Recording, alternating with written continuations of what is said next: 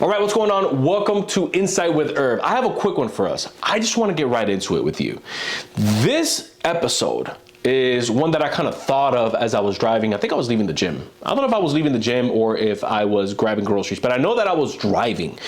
And I just looked out my window and I noticed just the haste in people, the way that they were driving. I don't know, man. Maybe it's a Florida thing. People drive reckless out here. It's like I almost get into 6 accidents. I don't even like leaving my house. Like if I can work from home all the time, I will. Just because I think we literally have the world's worst drivers. Like I think that's a fact at this point, or at least the country's worst drivers. And that's this. I just learned that people are in such a haste, everyone's in such a hurry, and that happens not just in the driving world, but that's kind of like what brought everything together. But it also happens when we're trying to earn more, when we're trying to be more productive, and when we're trying to get more done. And that's literally the name of today's topic, and that's do less and get more. Now, I know that in the hustle culture, that's not necessarily the case.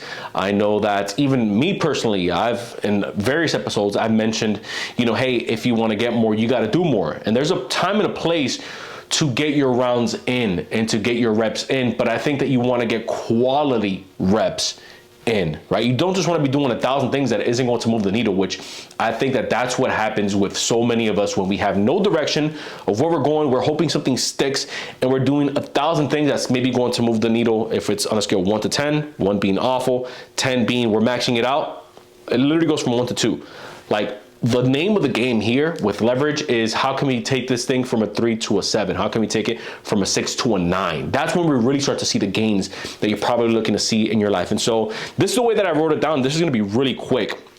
Your day should be productive with a clear schedule. So most meetings could be a call, and most calls could just be an email, and most emails could just be like a text, right? That's the way that I see it in my mind. I can't tell you how many times someone says, hey, I have an amazing proposition for you, and I hate when people do this, so please don't be this person. Hey, I have an amazing idea for you, or hey, I have an amazing business opportunity. And when you get there, you're just thinking to yourself, this could have been a call. Or dude, you could have just texted me with this. Or if you have iMessage, you could have just dropped me like an iMessage on this. Or, if it's on social media, you could have just dropped a message on this, kind of breaking it down versus having someone go out and waste your time. I'll tell you what that does, right? When you don't have a clear schedule and when you don't define to other people what it is that you do, what it is that you don't do, people don't know how to identify what's important to you. So if you don't identify it for them, then everything that they think is to your standard, they're going to bring it to you. And so when you're thinking to yourself, man, I keep attracting this kind of person, or man, I keep attracting, people that don't have any money, or I keep attracting people that don't have any ideas, or I keep attracting, it's probably because you haven't displayed a level of standard that they see, okay, as a repellent, or that they're going to see as an attraction. That's really the main thing that your standard should do. Your standard to people should either attract them or it should repel them. Meaning, this is not a person that I am going to be able to do business with because XYZ. This is a person that I want to do business with because XYZ.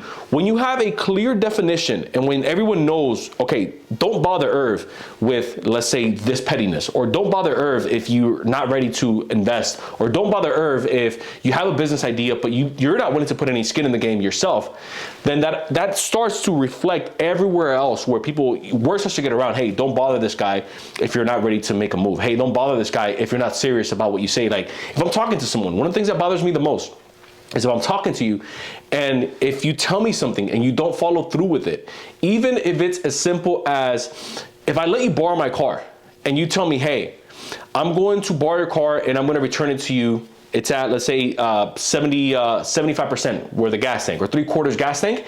If I see that you return it to me at 1/4 and you told me, hey, when I give it back to you, I'm either going to fill it up or I'm going to leave it at 3/4, and it's not back there, you've lost a lot of credibility with me, even if it's that small little thing, right? So my whole thing in my world is if you say something, you better mean what you say and say what you mean, because that translates over into the business world as well when you're trying to deal with clients and they're trying to hand you a lot of money. Number 2, is you want to go deeper into specific industries. So I was talking with a client of mine about a bunch of opportunity vehicles. This conversation happened about 2 weeks ago. And I asked him, okay, you presented me business A, business B, business C, right? They all look like good opportunities. Of these, which one can you see yourself wanting to learn the most about? He said, okay, it's gonna be B or C. Okay, cool, let's take A out. Out of business B and business C, which one of these can you see yourself doing the longest, making the most amount of money with the least amount of effort needed? He said it's most likely gonna be business C. I asked him why, he told me the reasons. I said, okay, based off of everything that you're telling me, we're gonna pick business C. And the reason for that, you're gonna make the most amount of money, least amount of effort. You don't mind investing your time. You don't mind investing your resources. You don't mind sticking in this in the long run, and you don't mind learning about this business and going deep into this business, right? Right, okay, cool. So what the heck are we doing focusing on these other two businesses? And I think that what ends up happening is when we don't get industry specific with, again, you guys hear me talk a lot about this, with skill sets, with market and product knowledge, then you just become a generalist to everyone else. And when you become a generalist to everyone else, when you don't have any specific skills that you can offer someone, what ends up happening is they start to shop you based off of generalities, which is, hey, can I get it from someone else faster and for cheaper? Like, that is the worst thing to be like a part of. Can I get it faster and can I get it cheaper? Like, I feel dirty saying that, especially like about a service-based business, right? So the only way to combat that is how deep are you willing to go in investing into yourself so that you again are a mile wide, or I'm sorry, an inch wide, but a mile deep. That's the whole name of the game. And this is why when you see a plastic surgeon who works on, let's say, specific body parts, they're going to out-earn the generalist who's just seeing people like a revolving door. Is the volume there for the generalist? Yes, but can they pick the price the same way that a specialist can? Absolutely not. And that's because that specialized skill set isn't seen as a commodity, it's seen as what we call an asset to the marketplace. It's important to know. Number 3, the less you have, the less you have to worry about, and the more you have, the more you have to worry about. Now, you're probably wondering, okay, what the heck does that mean?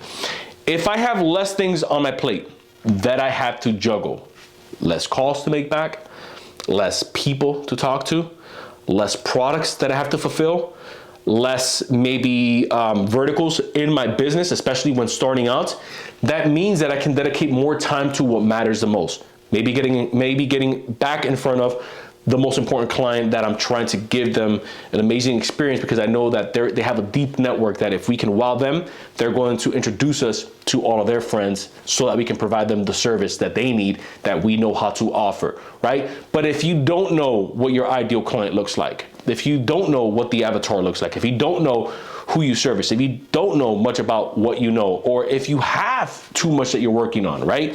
So you do nails, but you also do,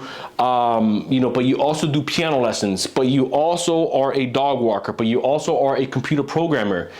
You're going to get beat. Like, I don't even want to say 9 times out of 10. You're going to get beat 10 times out of 10 by the person that's just a bona fide dog walker, by the person who just does nails, eats, lives, and breathes nail designs day in, day out, because they are a specialist. They're getting the reps in.